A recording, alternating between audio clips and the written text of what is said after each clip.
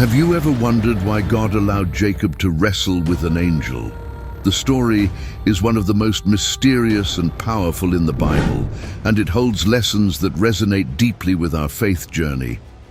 This is not just about a physical struggle, it's about persistence, transformation, and encountering God in a way that changes everything. The story unfolds in Genesis 32, where Jacob is preparing to meet his estranged brother, Esau.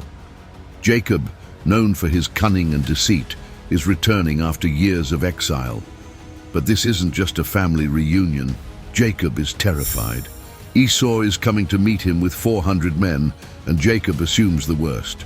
He divides his family and possessions, hoping to minimize the damage if Esau attacks.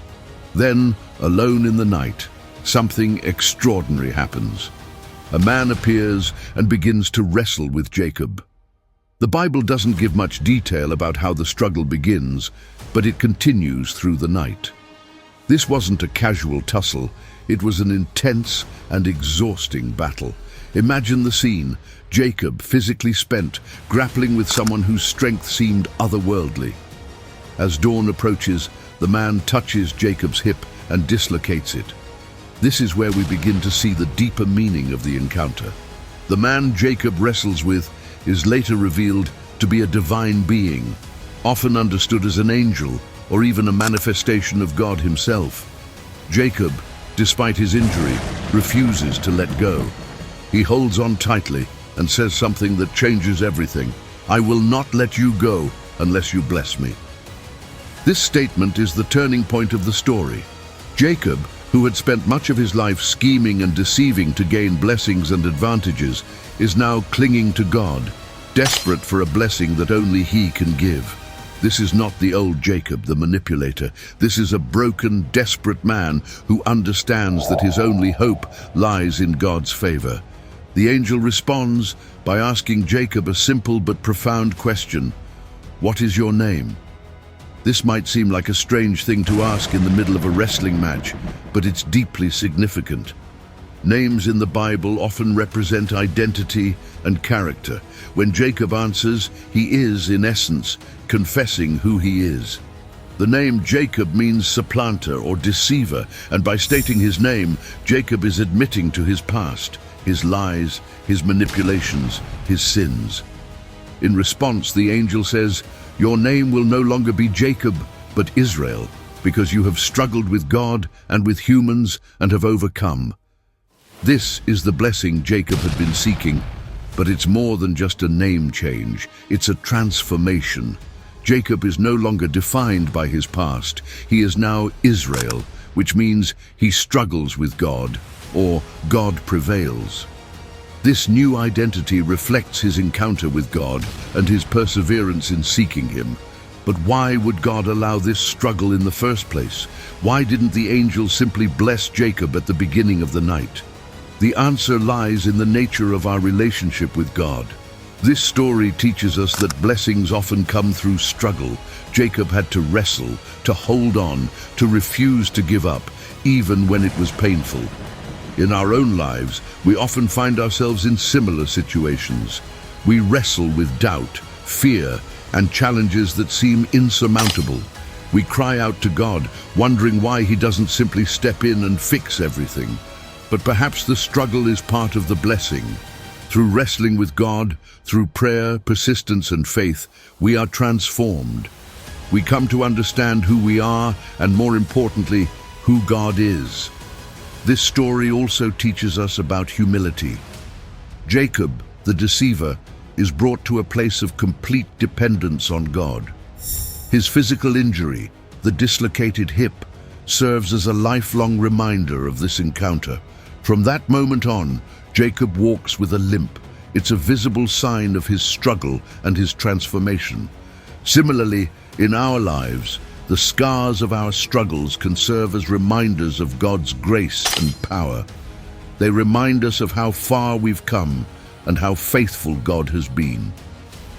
Another powerful lesson from this story is the importance of persistence in seeking God. Jacob could have let go at any point during the night, especially after he was injured. But he didn't. He held on, refusing to give up until he received the blessing.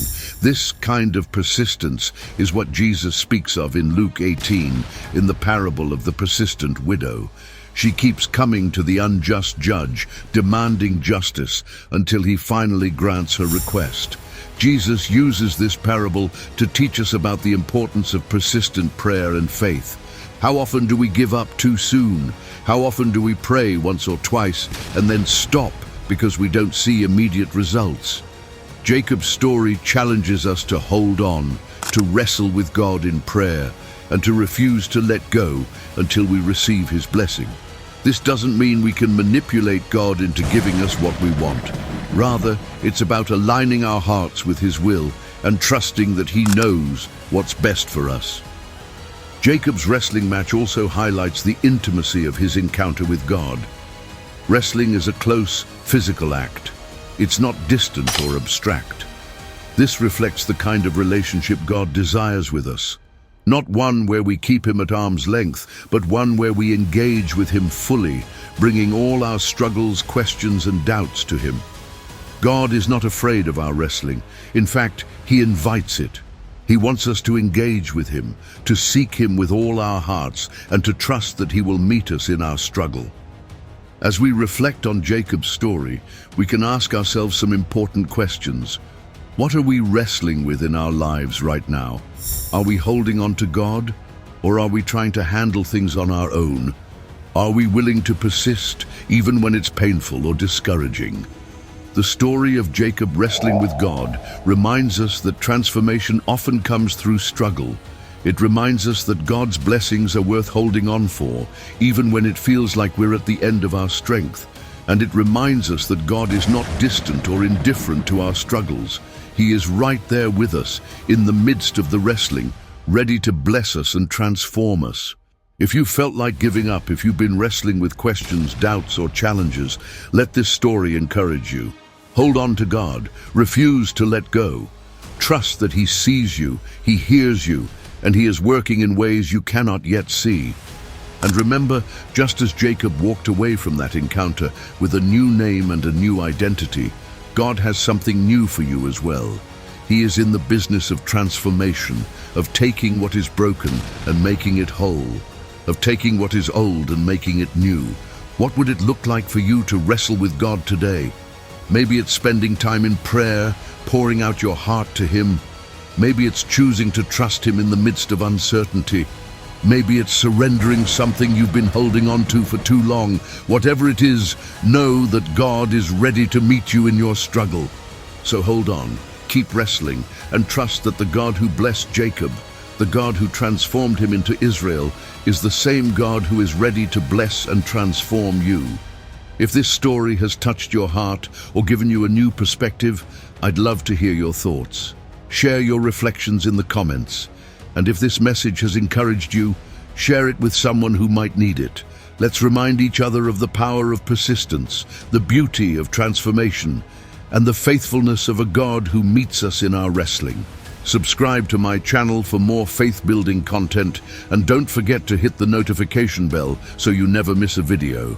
May the God of Jacob bless you, guide you, and give you the strength to hold on.